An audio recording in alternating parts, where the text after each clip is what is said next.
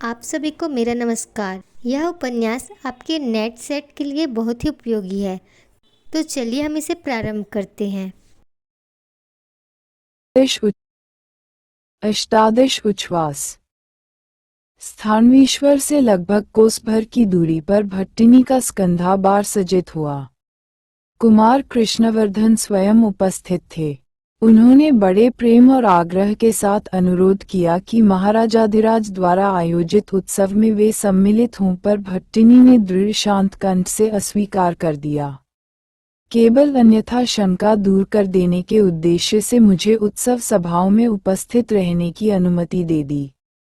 भट्टिनी प्रसन्न थीं। कुमार से बातचीत हो जाने से उनके मन के अनेक विकार साफ हो गए थे। भट्टिनी को ये जानकर बड़ी प्रसन्नता हुई कि वाभ्रव्य कुशलपूर्वक है और महारानी राज्यश्री की सेवा में नियुक्त हो गया है। ऐसा लगता था कि भट्टिनी के चित्त से एक दीर्घ शल्य निकल गया है। कुमार ने उन्हें ये भी बताया कि छोटे महाराज की संपत्ति राजकोष में ले ली गई है और ये लंपट सामंत भट्टिनी की जैसी इच्छा होगी वैसा ही दंड पाएगा। कुमार ने दग्धकंठ से कहा, महाराजाधिराज हर्षवर्धन की भगिनी के प्रति अशिष्ट आचरण का उचित दंड इस दुर्मद सामंत को अवश्य दिया जाएगा।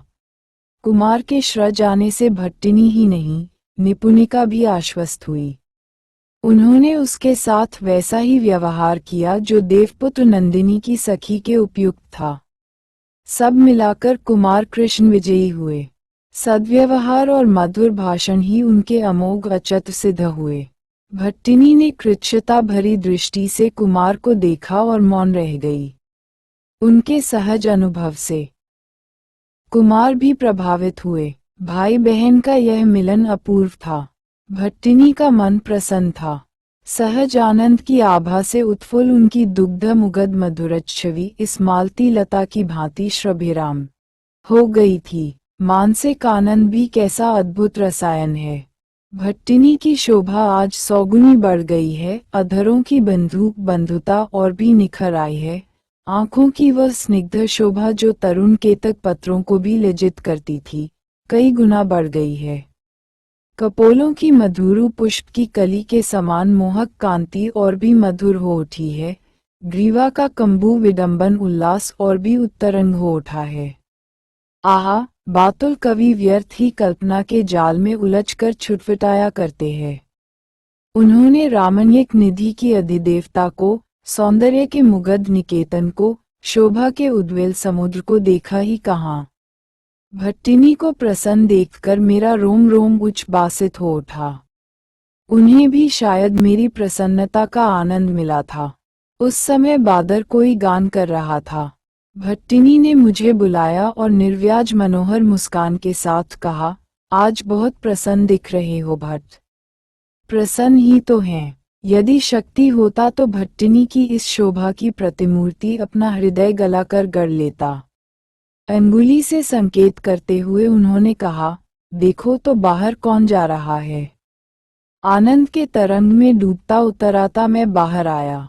देखता हूँ तो दो गैरिकधारिणी भैरवियाँ मधुर उदात्त कंठ से गान गा रही है और आबीर सैनिक मंत्रमुग्ध से बने सुन रहे हैं। गान अपभ्रंश भाषा में था।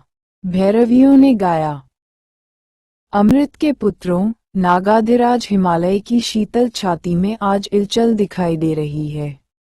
कोई जानता है कि पार्वती गुरु के हृदय में आज इतनी व्याकुलता क्यों है? जवानों, प्रत्यंत दस्यु आ रहे हैं।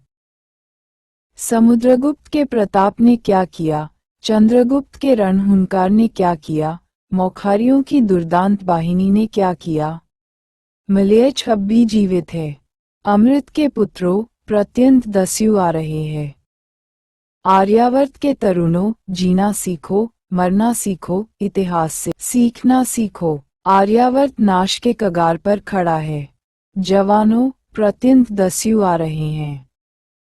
राजाओं का भरोसा करना प्रमाद है। राजपुत्रों की सेना का महत आंकना कायरता है। आत्मरक्षा का भार किसी एक जाति पर छोड़ना मूर्खता है। जवानों, प्रत्यंत दस्यु आ रहे हैं। समस्त आर्यावर्त एक है, एक समाज, एक प्राण, एक धर्म। देश रक्षा सबका समान धर्म है। जवानों, प्रत्यंत दस्यु आ रहे हैं। उन देवपुत्रों की आशा छोड़ो जो सामान्य शोक के आघात से छुई मुई की भांति मुरझा जाते हैं। जिस आधार पर खड़े होने जा रहे हो वह दुर्बल है। संभल जाओ जवानों, प्रत्यंत दस्यु आ रहे हैं। अरे श्रो अमृत के पुत्री, इन राजाओं में लंपटता बढ़ गई है। इनके अंतःपुर निर्यातित बधुओं के कंदन से भरे हुए हैं। राजशक्ति के मूल न बुन लग गया है। जवानों, प्रत्यंत दस्यु आ रहे हैं। अमृत के पुत्रों, आंधी की भांति बहो, तिनके की भांति मलयच वाहिनी को उड़ा ले जाओ। संकट के भय से कातर होना तरुणाई का अपमान है। जवानों, प्रत्यंत दस्यु आ रहे हैं। वह देखा, कुल बधुएं आंखों में आंसू भरकर तुम्हारी ओर देख रही हैं। उनका सुहाग तुम्हारे हाथों है। जवानों, प्रत्यंत दस्यु आ रहे हैं। वह देखो, माताएं तुम्हारी ओर ताक रही है। अरे वह देखो, दूध मुँहे बच्चे तुम्हारी ओर ताक रहे हैं। रुको मत, जवानों, प्रत्यंत दस्यु आ रहे हैं। तुम्हें माता के दूध की शपथ है, कुल बधुओं के सुहाग की शपथ है, दूधमुहे बच्चों के दुलार की शपथ है। उठो, भेदभाव भूल जाओ, प्रत्यंत दस्यु आ रहे हैं। कौन है जो आर्यावर्त को हाहाकार के बवंडर से बचाएगा? कोई देवपुत्र नहीं, कोई राजाधिराज नहीं, कोई महासामंत नहीं। जवानों, प्रत्यंत दस्यु आ रहे हैं। तो फिर कौन है जो आर्यावर्त को हाहाकार के बवंडर से बचाएगा? आर्यावर्त के जवान, आर्यावर्त के जवान। जवानों, प्रत्यंत दस्यु आ रहे हैं। अमृत के पुत्रों, मरण यज्ञ की आहुति बनो। माताओं के लिए, बहनों के लिए, कुल ललनाओं के लिए प्राण देना सीखो। उठो जवानों, प्रत्यंत दस्यु आ रहे हैं। अमृत के पुत्रों, मृत्यु का भय मिथ्या है। जीने के लिए मरो, गिरने के लिए जियो। नागाधिराज तुम्हारी ओर ताक रहे हैं। जवानों, प्रत्यंत दस्यु आ रहे हैं। महामाया तुम्हें पुकार रही है। महामाया तुम्हारी माता है, माता की लाज रखो। अमृत के पुत्रों, प्रत्यंत दस्यु आ रहे हैं। बारी, महामाया के त्रिशूल की शपथ है, म्लेच्छवाहिनी की छाया भी इस देश पर न पड़ने पावे। जवानों, प्रत्यंत दस्यु आ रहे हैं। अमृत के पुत्रों, मृत्यु का भय मिथ्या है। कर्तव्य में प्रमाद करना पाप है, संकोच और दुविधा अभिशाप है। जवानों, प्रत्यंतु दस्यु आ रहे हैं। गान समाप्त हुआ। मैरवियों ने उल्लास के साथ अपने त्रिशूलों को शून्य में उछालते हुए कहा, जय। आर्यावर्त के तरुणों की जय। महामाया माता की जय। एक सहस्र गंभीर कंडों से आभीर सेना ने प्रतिध्वनि की, महानाया माता की जय। भैरवियों ने फिर गाया। वह सहस्रफिन अजगर के फूत्कार के समान कौन गरज रहा है? यह उत्ताल समुद्र नहीं है, विद्युगर्भ मेष नहीं है, ये है आर्यावर्त के तरुणों का दुर्गम वाहिनी। कौन है जो इसकी गति रोक सके? कौन है जो इसके तरंगावर्त में न डूब जाए? कौन है जो इसके भीमवेग में न बह जाए? ये है आर्यावर्त के तरुणों की दुरंगम वाहिनी। अमृत के पुत्रों, कुलबधुओं का सुहाग तुम्हारे हाथ में है, बालिकाओं की लाज तुम्हारे हाथ में है, वृद्धों का मान तुम्हारे हाथ में है। वह है आर्यावर्त के तरुणों की दुर्गम वाहिनी। एक बार फिर महामाया माता की जय ध्वनि हुई और भैरवियां चुपचाप चली गईं। आभीर सेना ने अपने आप जय ध्वनि करते हुए कहा, म्लेच्छवाहिनी इस देश की काया भी न छू सकेगी। मेरे रक्त में एक विचित्र आलोड़न हुआ। आर्यावर्त के नौजवानों के ऊपर एक अपूर्व विश्वास से बक्षस्थल स्फीत हो उठा। रणचंडिका विकट नृत्य करने वाली है, पर आर्यावर्त का कुछ भी नहीं बिगड़ेगा। महामाया की इन शिष्याश्रों ने आर्यावर्त को महानाश से उद्धार करने का रास्ता दिखा दिया है। नारी के कोमल कंठ में कैसी अद्भुत शक्ति है। यह ओजपूर्ण संगीत भी इस कोमल कंठ से निकलकर 100 गुना प्रभावोत्पादक हो गया है। जब उनका कोमल कंठ ईशकंपित होकर पुकारता था, जबानों प्रत्यंत दस्यु ना रहे हैं, तो ऐसा लगता था जैसे वायुमंडल का प्रत्येक स्तर कांप उठा है, आकाश का कोना कोना जरित हो उठा है, दिगंतराल का प्रत्येक बिंदु उच्छलित हो गया है, और फिर भी कहीं भय का लेश नहीं है।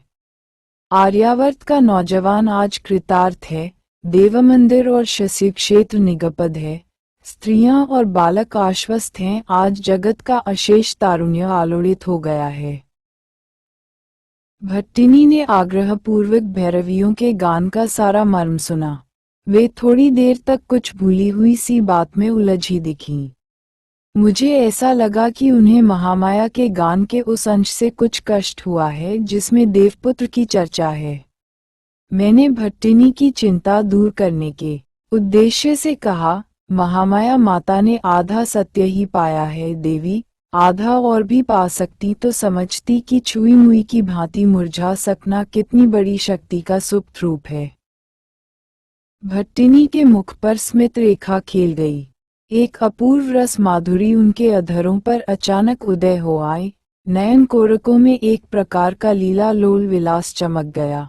बोली, तुम भी तो उस आधे सत्य से वंचित हो भट्ट। भट्टिनी के इस परिहास का अर्थ मेरी समझ में आया, लेकिन क्या उत्तर दूं, ये ठीक नहीं कर सका। सचमुच ही तो मैं उस आधे सत्य से वंचित हूँ। पिता के हृदय में अपनी संतति के प्रति जो ममता है वह कितनी बड़ी शक्ति है, यह मैं केवल अनुमान के बल पर ही तो जानता हूँ। मुझे क्या महामाया की आलोचना करने का अधिकार है? भट्टिनी ने मेरी कमजोरी ठीक पहचान ली है। मेरी कैंप से भट्टिना का मुख और भी प्रसन्न हो गया। उन्होंने फिर कहा, मैं दूसरी बात सोच रही थी भट्ट। महामाया ने ठीक कहा है कि राजाओं और राजपुत्रों की ओर ताकते रहने से आर्यावर्त का उद्धार नहीं होगा, परंतु ये भी आधा ही सत्य है। भट्टिनी फिर चुप हो गई। वे कुछ कहना चाहती थीं पर उनके वाक्य सहज कौलीन्य के भार से दब गए। मैं उनके मुख की ओर उत्सुकतापूर्वक देख रहा था। उनकी आंखें झुकी हुई थीं, ग्रीवा अवनमित थी और अनवधानतावश उत्तरीय प्रांत सीमिंत देश से हट गया था। घन मेचक केशपाश के बीचों बीच उज्ज्वल सीमिंत रेखा ऐसी मनोहर दिख रही थी मानो मंदाकिनी की धवल धारा क्षण भर के लिए पार्वती की चिकुर राजी के मध्य में आई हो और आकर रास्ता ही भूल गई हो। वह दिन कितना शुभ होगा जब इस सीमिंत रेखा पर सिंदूर की अरुणिमा दिखेगी, जिस दिन वह इस प्रबल कवरीय भार की तिमिरकांति बालसूर्य को बंदी बनाएगी, जिस दिन चंद्रमंडल के मध्य उषः रेखा स्फुरित होगी, जिस दिन घन मसृण मेघमाला में अचंचल विद्युलता निरंतर पमकती रहेगी। आहा, वह दिन कितना मंगलमय होगा। भट्टिनी ने तिर्यक अपांग से देखा। बोली, क्या सोच रहे हो भट्ट? क्या सोच रहा हूँ? भट्टिनी ने अपने किसलय के समान लाल अंगुलियों से उत्तरीय प्रांत को सामंत रेखा पर खींच लिया और धीरे धीरे कहने लगी, एक बात बताऊं भट्ट, मेरा जन्म रोमकपत्तन के उत्तरवर्ती अस्त्रीय वर्ष में हुआ था। मैं वहां से पुरुषपुर तक पिता की गोद में बड़ी हुई हूँ। मैंने अनेक देश देखे हैं, अनेक समाज देखे हैं, अनेक जातियां देखी है। बाल्यभाव के कारण सबका रहस्य नहीं समझ सकी है, परंतु आर्यावर्त जैसी विचित्र समाज व्यवस्था मैंने कहीं नहीं देनी है। यहाँ इतना स्तर भेद है कि मुझे आश्चर्य होता है कि यहाँ के लोग कैसे जीते हैं। फिर यहाँ एक ने बढ़कर एक ऐसे सत्पुरुष और सती स्त्रियां देखी है कि मुझे कभी कभी यह भी आश्चर्य होता है कि ये देवता समान लोग क्यों मर जाते हैं। यहाँ का जीवन और मृत्यु दोनों ही मेरे लिए पहेली है। भट्टिनी ने अपने चेहरे पर निर्विकार भाव बनाए रखने का थोड़ा सा प्रयास किया और फिर बोली, यही देखो, तुम यदि किसी यवन कन्या से विवाह करो तो इस देश में यह एक भयंकर सामाजिक विद्रोह माना जाएगा। परंतु ये क्या सत्य नहीं है कि यवन कन्या भी मनुष्य है और ब्राह्मगा युवा भी मनुष्य है। महामाया जिन्हें मलेच्छ कह रही है वे भी मनुष्य है। भेद इतना ही है कि उनमें सामाजिक ऊंच नीच का ऐसा भेद नहीं है। जहां भारतवर्ष के समाज में एक सहल स्तर है वहां उनके समाज में कठिनाई से 2-3 होंगे। बहुत कुछ इन आबिरों के समान समझो। भारतवर्ष में जो ऊंचे हैं वे बहुत ऊंचे हैं, जो नीचे हैं उनकी निचाई का कोई आर पाश नहीं, परंतु उनमें सब समान है। उनकी खियों में रानी से लेकर परिचारिका तक के और गणिका से लेकर वारविलासिनी तक के सैकड़ों भेद नहीं है। वे सब रानो है, सब परिचारिका है। तुम उनके दुर्धर्ष रूप को हो जानते हो, उनके कोमल हृदय को एकदम नहीं जानते। क्यों भट्ट, ऐसा क्या नहीं हो सकता कि ऊंची भारतीय साधना उन तक पहुंचाई जा सके और निकृष्ट सामाजिक जटिलता यहाँ से हटाई जा सके। जब तक ये दोनों बातें साथ साथ नहीं हो जाती तब तक शाश्वत शांति असंभव है। महामाया आधा ही देख रही है। बौद्ध सन्यासियों ने भी आधा ही देखा था। भट्ट, तुम यदि इस पूर्ण सत्य का प्रचार करो तो कैसा हो? मैंने विनीति भाव से उत्तर दिया, मैं नया सुन रहा हूँ देवी। तुम जो भी आदेश दोगी वह मेरे सिर माथे होगा। भट्टिनी के बंकिम अपांग विकसित हो गए। चेहरा मध्याह्नकालीन तरु मल्लिका कुनुम के समान खिल गया। बोली, मुझे भागवत धर्म में ये पूर्णता दिखाई देती है। भट्ट, मेरी उत्सुकता और बढ़ गई। मैंने अधिक सुनने की आशा से पूछा, मैं किस काम आ सकता हूँ देवी? भट्टिनी ने दीप्त कंठ से कहा, तुम इस आर्यावर्त के द्वितीय कालिदास हो। तुम्हारे मुख से निर्मल वाग्धारा जरती रहती है। तुम्हारा अंतःकरण पर कल्याण कामना से परिशुद्ध है। तुम्हारी प्रतिभा हिम निर्धारिणी की भांति शीतल और धवल है। तुम्हारे मुख में सरस्वती का निवास है। तुम इस मलेच्छ कही जाने वाली निर्दय जाति के चित्त में संवेदना का संचार कर सकते हो। उन्हें स्त्रियों का सम्मान कराना सिखा सकते हो, बालकों को प्यार करना सिखा सकते हो। भट्ट, तुम इस भव कानन के पारिजात हो। तुम इस मरुभूमि के निर्भर हो। तुम्हारी वाणी मेरी जैसी अबलाओं में भी आत्मशक्ति का संचार करती है। तुम्हारी छाया पाकर अबलाएं भी इस देश की सामाजिक जटिलता को कुछ शिथिल कर सकती है। भट्टिनी की वाग्धारा आज बांध तोड़ देना चाहती है। यहाँ आकर उन्होंने अपने को रोकना चाहा, परंतु महजोर घोड़ा जिस प्रकार बलग की बाधा पाकर भी कुछ दूर चला ही जाता है, उसी प्रकार उनकी वाग्धारा संयत होने पर भी थोड़ा और बढ़ ही गई। एक जाति दूसरी को मलेच्छ समझती है, एक मनुष्य दूसरे को नीच समझता है। इससे बढ़कर अशांति का कारण और क्या हो सकता है? भट्ट, तुम ही ऐसे हो जो नरलोक से लेकर किन्नरलोक तक व्याप्त एक ही रागात्मक हृदय, एक ही करुणायत चित्त को हृदयंगम करा सकते हो। मनुष्य लोभवश, मोहवश, द्वेषवश पशुता की ओर बढ़ता जा रहा है। तुम इसके हृदय को संवेदनशील और कोमल बना सकते हो। देखो भट्ट, इस शुष्क कांतार में अमतः स्रोता सरिता भी बह रही है। इस भोग पूजा के वलकल के नीचे निर्मोह वैराग्य का देवता स्तब्ध है। ये संवाद तुम्हारे सिया दूसरा कौन दे सकता है? भट्ट, मैं तुम्हारी काव्य संपद पाकर शक्ति पा जाऊंगी। तुम मेरी विनती स्वीकार करो। भट्टिनी के स्वर में ये कैसी जहिमा है। प्रथम परिचय के समय भी भट्टिनी ने मुझे भारतवर्ष का द्वितीय कालिदास कहा था और आज भी कह रही है। परंतु उस दिन वाणी में ऐसी जड़िमा नहीं थी। उस दिन उनके अपांग इतने शिथिल नहीं थे, उनका मुख इतना दीप्त नहीं थी, वाग्धारा इतनी खर प्रवाह नहीं थी। मैं नया सुन रहा हूँ। मेरे रोम रोम से भट्टिनी की वाणी संकृत होना चाहती है। इस नरलोक से लेकर किन्नरलोक तक एक ही रागात्मक हृदय व्याप्त है। क्या इस सत्य के प्रचार से मनुष्य की दुर्मद वासनाएं, अनियंत्रित कामनाएं, अविचारित धारणाएं कुछ कम भीषण हो जाएंगी? क्या ये संभव है कि काव्य से मनुष्य की दयाहीन, विवेकहीन, धर्महीन वृत्तियां उच्चतर कार्य में नियोजित हो जाएं? कालिदास के काव्य से यह उद्देश्य क्या सिद्ध हुआ है? भट्टिनी क्या चाहती है? कैसे मलयज समझे जाने वाले मनुष्यों का चित्त कोमल होगा, संवेदनशील बनेगा, स्त्री शक्ति का सम्मान करना सीखेगा। हाय महाकवु, क्यों नहीं तुम मेरे चित्त में सचमुच अवतार ग्रहण करते? कम से कम भट्टिनी का आदेश पालन करने की बुद्धि मुझे दो। ऐसा हो कि मेरी प्रतिभा का अकुंठ विलास नरलोक से किन्नर लोल तक फैले हुए एक हो रागात्मक हृदय का परिचय पा सके। भट्टिनी मेरी काव्य संपद पाकर शक्तिमती होंगी। हाय, मेरे पास क्या है जो मैं भट्टिनी को न दे सकूं? मैंने व्याकुल गदगद कंठ से कहा, देवी, मेरे पास जो कुछ भी है वह तुम्हारा है। अगर कोई काव्य शक्ति मेरे पास हो तो वह निश्चय हो तुम्हें समर्पित होकर धन्य होगी। मेरी बात से भट्टिनी का मुखमंडल खिल उठा। उस शोभा और श्री की निर्धारिणी आयताक्षी के स्मेमान मुख को देखकर अर्जेदबिन केसर पद्म पुष्प की याद बरबस आ गई। उस मंद स्मित ने मेरा मन धवलित कर दिया, चित्त उत्फुल्ल बना डाला और हृदय को अननुभूत राग से रंग दिया।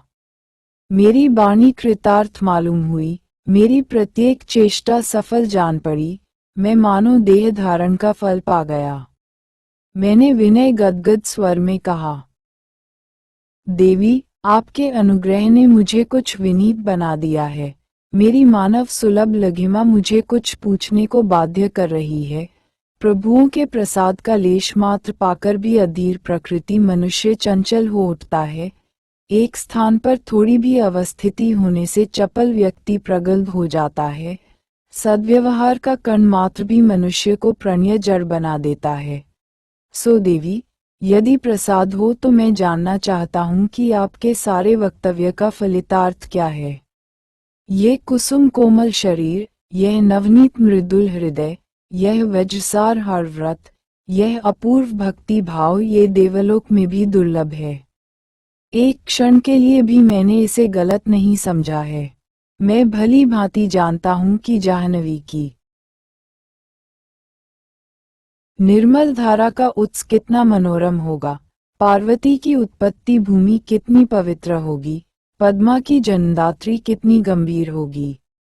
जिस कुल ने इस देव दुर्लभ सौंदर्य को, इस ऋषि दुर्गम सत्यव्रत को, इस कुसुम कमनीय वारुता की उत्पन्न किया है वह धन्य है, वह कुल पवित्र है, वह जननी कृतार्थ है, वह पिता सफल कौम है। देवी, तुम में निश्चय ही यह शक्ति है जिससे मलयज जाति का हृदय संवेदनशील बनेगा, उनमें उच्चतर साधना का संचार होगा, वे सम्माननीय का सम्मान सीखेंगे। वह परंतु मैं चाहूं भी तो अपनी काव्य शक्ति कैसे तुम्हारे भीतर संचारित कर सकूंगा? फिर इस आर्यावर्त के जटिल स्तर भेद को दूर करने के लिए तो मेरे पास कोई शक्ति है ही नहीं। मैं स्पष्ट सुनना चाहता हूँ देवी, ये संभव कैसे होगा? भट्टिनी के अधरों पर मंदस्मित दिखाई दिया, बोली, अद्भुत है भट्ट, आश्चर्य है, अपूर्ण है ये तुम्हारी निर्मल वाग्धारा। मेरा जन्म सार्थक है, मेरा भाग्यहीन जीवन भो आज कृतार्थ है। तुम्हारी इन स्तुतियों ने मेरे अंतर में अपूर्व आत्मग्रिमा संचरित की है। तुम क्या समझते हो कि मैं रानी की मर्यादा पाने से संतुष्ट हो गई हूँ? ना भट्ट, तुम्हारी इस पवित्र पाक स्रोतस्विनी में स्नान करके ही मैं पवित्र हुई हूँ। इसी से मुझ में आत्मबल आया है। तुम्हारे निष्कलुष हृदय को देखकर ही मुझे नेवा का प्रशस्त पथ दिखा है। तुम जो कहते हो वह कठिन क्या है भला? एक भट्टिनी ने मुझे बहुत सोचने का अवसर नहीं दिया। बोली, लेकिन छोड़ो अभी इस बात को। श्राचार्य भर्युपाद 1 सप्ताह के भीतर ही आ जाएंगे। कौन जाने मेरे भाग्य में फिर कहाँ जाना बदा है। इस बीच कुमार कृष्णवर्धन महाराजाधिराज को यहाँ ले आने वाले हैं। मेरे मन में आज किसी के प्रति कोई कलमश नहीं है। मेरे पास ऐसा क्या है जो उन लोगों के अनुग्रह के प्रतिदान में दे सकूं? मेरे एक तुम हो, सब प्रकार से तुम्हारे ऊपर ही मुझे निर्भर रहना है। कुछ ऐसा करना कि महाराजाधिराज के अनुकूल उनका स्वागत हो सके। सुना है आज हमारे स्वागत के लिए नगर के श्रेष्ठ कलाविद जुटाए गए हैं, हमारे तो सर्वस्व तुम ही हो। इतना कहकर भट्टिनी ने मेरी ओर विश्वास के साथ देखा। उनकी आंखों में कृतज्ञता के आंसू थे। इसी समय द्वारी ने आकर समाचार दिया कि कोई सजन मुझसे मिलने आए हैं। बाहर आकर देखता हूं तो धावक है। धावक का वही मस्त चोला, वही सदा प्रफुल्लमूल, यही फक्कड़ाना अलबेली छवि। इस भरे आषाढ़ में मालती और जाति कुसुमों का क्या अभाव है। धावक ने बाहुमूल, कंठदेश और चूड़ा में जमकर मालती दाम का व्यवहार किया है। कस्तूरिका धूपित उत्तरीय के साथ जाति कुसुमों के मिलित आमोद से धावक ने अपने इर्द गिर्द एक अद्भुत सुगंधित वातावरण तैयार कर लिया था। एक मालती दाम मेरे लिए भी यह लेता आया था। तांबूल का तो धावक को रोग है। आज भी उसने निर्दयता पूर्वक तांबूल पत्र चयाए थे। मुझे देखकर वह धधाकर मिला। देर तक हम दोनों गाढ़ आलिंगन पाश में बंधे रहे। कुशल क्षेम के बाद धावक ने मेरी पीठ थपथपाते हुए कहा, लो गुरु, 12 हैं तुम्हारे। आज चारुस्मिता का मयूर नृत्य है तो कल विद्या दपांगा का मनोहर संगीत। देवपुत्र नंदिनी ने तो तुम्हें निर्वाध राज्य दे दिया है। तो भाग्यवान बंधु, सुनो, मुझे भी अपने पार्श्व में बैठने देना। देखो भाई, मित्र को ऐसे समय में भूलने का परिणाम बुरा होता है। धावक की आंखों में रहस्यजनक चपलता देखकर मैंने छेड़ा, क्या परिणाम होता होगा मित्र। धावक ने तांबूल जड़िम बाणी में कहा, बड़ा कठिन मित्र। किसी मृणाल कोमल वस्तु में बंधना पड़ता है और खेद ये है कि न वह बंधन छूटता ही है न छुड़ाने की इच्छा होती है। मैंने फिर बढ़ावा दिया, कई बार बंध चुके हो बंधु। धायक ने लापरवाही के साथ उत्तर दिया, अरे गुरु, धावक की बात छोड़ो। पद्म पत्र पानी में रहकर भी निर्विकार रहता है। लेकिन तुमसे सच सच कहूं न मित्र, यह नृत्योत्सव मुझे अच्छा नहीं लगता। किसी बातुल कांव ने एक बार वर्षा काल के साथ नर्तकी के नृत्योल्लास का अनुप्रास सुना था, पर एक क्षण के बाद ही वह इतना कल्पना दरिद्र बना कि कुछ मत पूछो। कविराज ने अंबर में मेघ का आडंबर देखा, वर्तमान विद्युलता देखो और घन गर्जन सुना तो बोल उठे कि इस नाट्याडंबर के समय विद्या नर्तकी के नृत्यारंभ का मंगल मृदंग बज उठा है। और फिर जानते हो क्या हुआ। दिल जले बटोही केली मंदिर में घुस गए, जिसमें आंगन के फूल तरु की शाखा पर बैठे हुए कोय की आवाज सुनकर उत्सुक प्रियतमा पहले से ही जा बैठी थी। ये भी कोई तुक है। मैंने छेड़ने के उद्देश्य से कहा, तुम्हें किसमें तक मिलता दिखता है मित्र। धावक की जीभ जरा भी उलझी नहीं, झम से बोल उठा, तुक तो मित्र मेला विलास फूला में है। मेष निस्वन और धारा की रिमझिम के साथ तो बस प्रेखा का ही तुक मिलता है। अमन सुवर्ण किनकिनियों का मंद मंद कनन, झुनझुनित मेखला की तरल झनकार और वाचाल कनकनों की मधुर रुनभुन के साथ फूलती हुई गौर किशोरियां ही इस वर्षाकाल में भूलोक का अनुप्रास मिला सकती है। मैंने फिर छेड़ा, कुछ वर्णन करके सुनाओ न बंधु, सूखी बातों में क्या घरा है। धावक अपनी मस्ती में शिखांत तक मन था। बोला, गुरु, इस शोभा को एक ही कवि वर्णन कर सकता है, सो भी यदि कमल नयनाओं का प्रसाद पा सका हो तब। जानते हो वह कौन है। अंगहीन देवता कोई। धायक ने इस प्रकार आंखें नचाई मानो एकमात्र वही उस देवता का पता जानता है। मैंने रख लेते हुए पूछा कि फिर कान्य कुब्जेश्वर की यह बुद्धि तुमने क्यों नहीं दी। धावक ने उल्लसित भाव से कहा, हे भगवान, मिला है मगध देश का भका। अरे गुरु, यह उत्सव क्या तुम्हारी भट्टिनी के लिए हो रहा है। ये तो काप कुरुज का द्रोही जनता को रागशाक्त की ओर से मदिरा पिलाई जा रही है। भट्टिनी का स्वागत तो उपनक्ष्य है। यहाँ की भोली जनता को अनुप्रास से क्या मतलब। चास्मिता और विद्या दपांगा का नृत्य जो भी हो और जैसा भी हो यहाँ धूम मच जाएगी। मेधातिथि और वसुभूति सिर पटक के मर जाएंगे। कान्यकब्ज की जनता महाराजा धीराज का यश गाएगी। गुरु, तुम इतना भी नहीं समझते और देवपुत्र नंदिनी के मंत्री बने हो। धावक ने बिल्कुल परवाह न की कि उसके इस कथन का मेरे ऊपर क्या प्रभाव पड़ा। वह अनर्गल एकता ही गया। लेकिन चारुस्मिता है उत्तम नर्तकी। हाव भाव हेला में वह अद्वितीय है। सात्विक अभिनय तो वैसा नहीं कर सकती, किंतु विचित्र माधुर्य है उसकी चारियों में। जितना सुंदर वंशी बजाती है उतना सुंदर मृदंग भी। आलस्य तो उसे छू नहीं गया। नाचती है तो देखते ही बनता है। और भरतमुनि ने नर्तकी के गुण तो मानो उसे देखकर ही लिखे थे। अर्थ में, रूप में, गुण में, औदार्य में, सौभाग्य में, धैर्य में, बार्य में वह अपना प्रतिद्वंदी नहीं जानती। जितनी ही मृदुल है उतनी ही मधुर है, जितनी ही स्निग्ध और उतनी ही लीलावती है। इस नगर का तो वह श्रृंगार है। वस्तुतः उसके नाच को उसकी शोभा ही चमका देती है। मैं धावक की मस्ती का रस ले रहा था और भी जानने की इच्छा से पूछा, भला विद्युपांगा में क्या गुण है बंधु। विद्युपांगा की बात और है। वह गाती अच्छा है और रूप तो बस नाम से ही समझ सकते हो।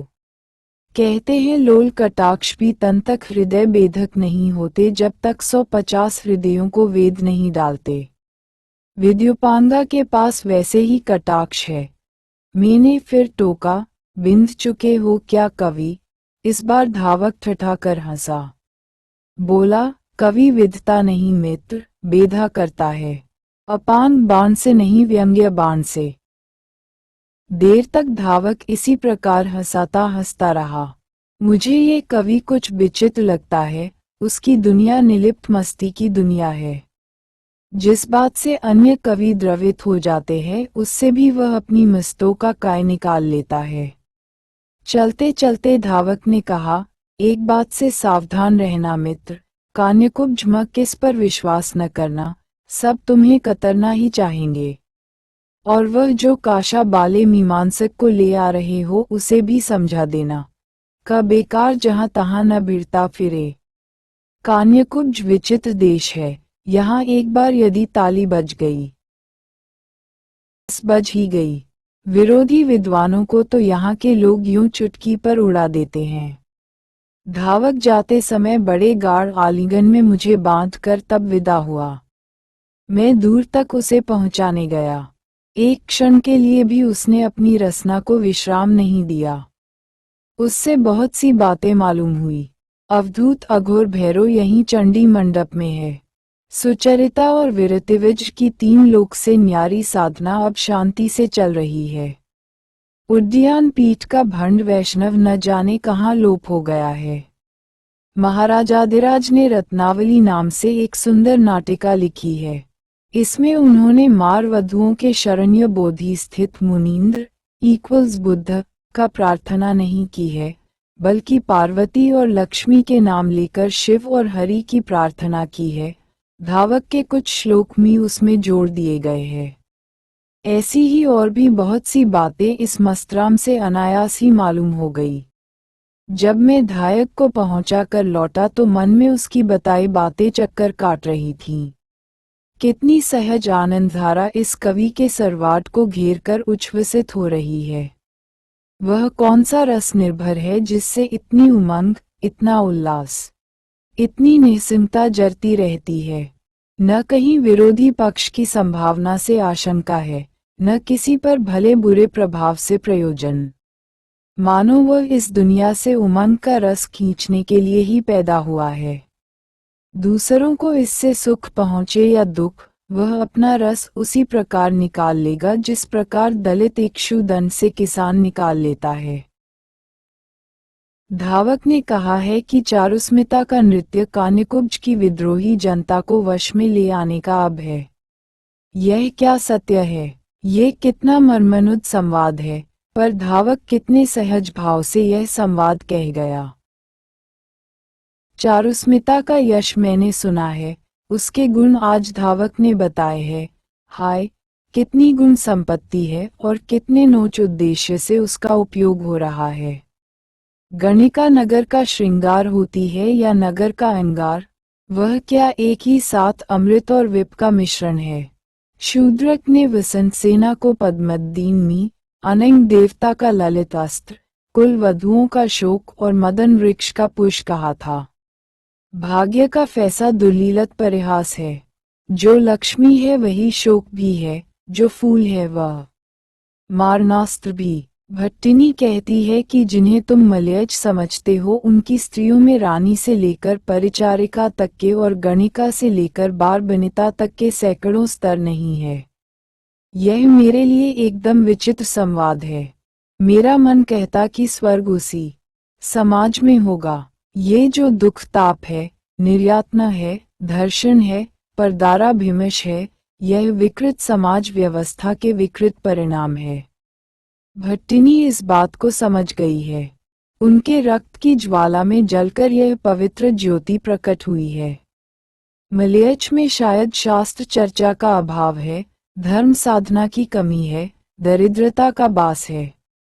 ये बातें अगर सुधार दी जायम तो वहाँ स्वर्ग बना ही हुआ है। यहाँ स्वर्ग बनना कठिन है। यहाँ स्वार्थों का संघात है, लोभ मोह का प्राबल्य है। महाकवि ने जिस यक्षलोक की कल्पना का थी उसमें सामाजिक मर्यादा समान थी। आंसू अगर ये तो सिर्फ आनंद के, पीड़ा अगर थी तो प्रेम की, वियोग अगर था तो प्रणय कलह का और जरा मृत्यु का तो वहाँ कोई चिन्ह भी नहीं था। भट्टिनी जो कुछ कह रही है उससे गिर संकट के उस पार इस कल्पलोक का साक्षात्कार पाया जा सकता है। परंतु मुझमें क्या वो शक्ति है? मैंने सुना है कि गिर संकट के उस पार अत्यंत घृणित मलयज जातियां बसती है। लूटमार ही उनका व्यवसाय है, देवायतनों को भ्रष्ट करना ही उनका धर्म है, ब्राह्मणों और अमनों को वध करना ही उनका आमोद है, कुल वधुओं और बालिकाओं का धर्षण हो उनका विलास है, हत्या और आग लगाना ही उनका पावन कर्तव्य है। पुरुषपुर से साकेत तक विशाल जनपद को उन्होंने रौंद डाला था।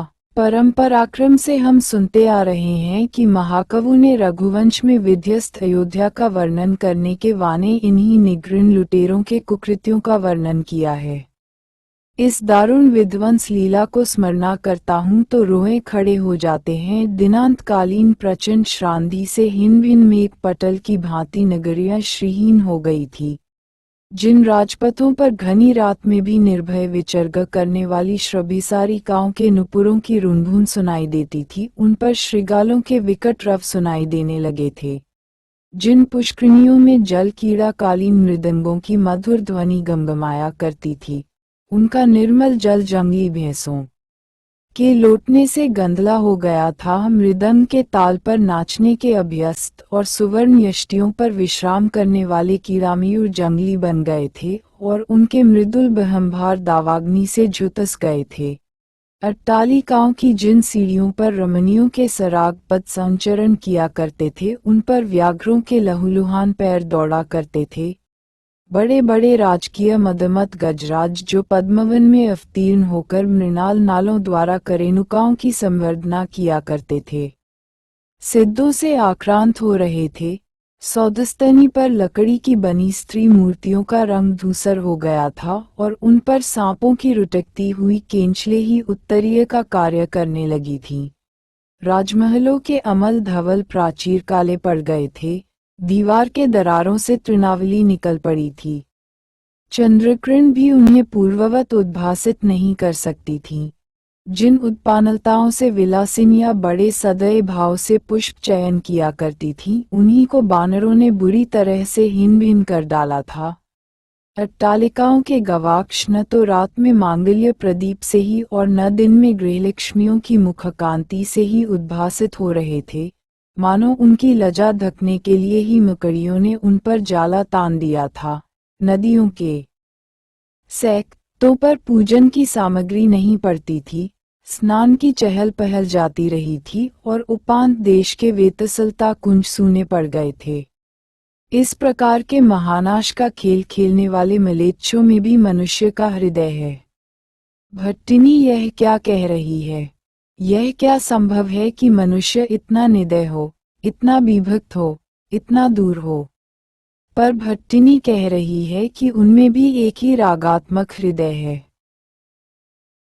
मैं इसी प्रकार चिंता जाल में उलझा हुआ बैठा था कि निपुणिका ने पुकारा।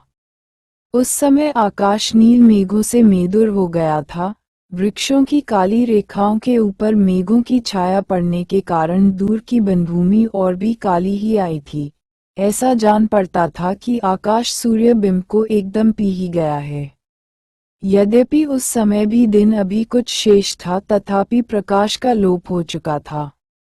इस कालिमा की पृष्ठभूमि में निपुणिका निकपग्राया पर अंकित सुवर्ण रेखा के समान कमनीय लग रही थी। उसके पांडुर कपोल इन दिनों आनंद के रसायन से अपूर्व सुंदर हो गए हैं। उसकी वाणी में और भी मिठास आ गया है। नयन कोरकों में और भी मधुरता निखर आई है। निपुणिका को देखकर मुझे बड़ प्रसन्नता हुई। उसके अधरों पर स्मित रेखा थी, लोचनों में लीलाविलास था और वाणी में उन्मत्त भाव था।